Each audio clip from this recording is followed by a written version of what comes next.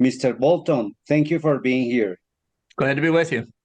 What is the United States keeping this position? I think the Biden administration made a bad mistake months back in lifting the economic sanctions against the Maduro regime in hopes that they would hold a free and fair election.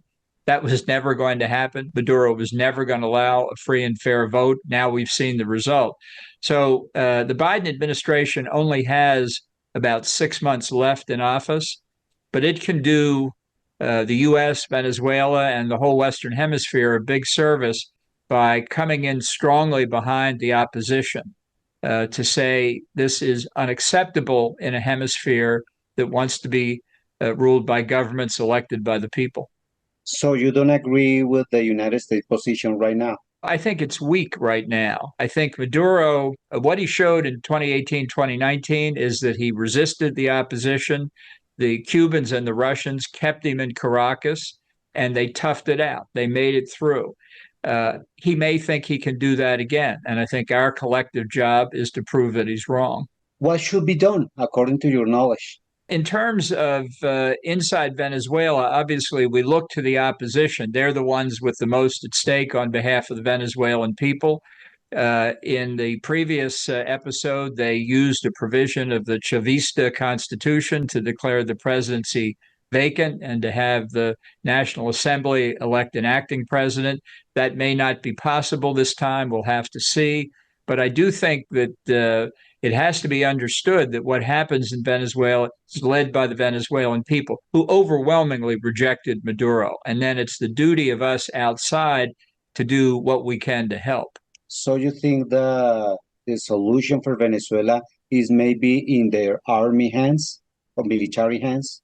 I think as long as the military under Vladimir Padrino supports Maduro, it will stay in power. And Padrino has shown himself hopeless. I mean, he is Maduro's man. But I don't think that applies to the rank and file of the Venezuelan army, the other armed forces, or even to high level officers within the military. But I think they need to make a decision. Are they going to stand with the people or are they going to stand with the dictator? About Padrino, you sent him a message. You said that he has a new chance. What is that? In 2019, we tried to convince him, the opposition tried to convince him that the way forward for him and the Venezuelan people was to help get Maduro on an airplane to Havana, where he'd be entitled to spend the rest of his days on a nice Cuban beach. Padrino rejected that possibility. So I tweeted a couple of days ago that he had a second chance, which you don't often get in this life, but he rejected that alternative within a few hours. He's made his deal with Maduro, and I think he'll go down with Maduro's ship someday. We're going to need other officers in the military to come to the side of the people. Mr. Donald Trump, he had the idea of inviting Venezuela. It is the case now? Is the situation similar now? Is it different? Maduro will never give up power voluntarily.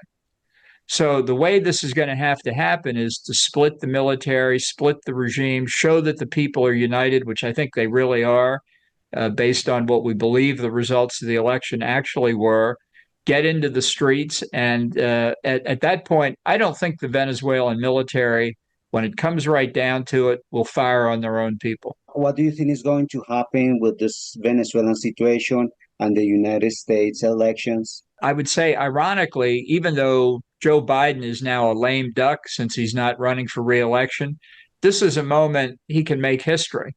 He can do the right thing. He can be strong in support of the Venezuelan people. He doesn't face any political consequences if he takes a strong line. So I'm not counting my chickens yet, but I hope that's what he'll do. Trump has to answer for why we didn't achieve success in 2019 in helping the people of Venezuela oust the Maduro regime.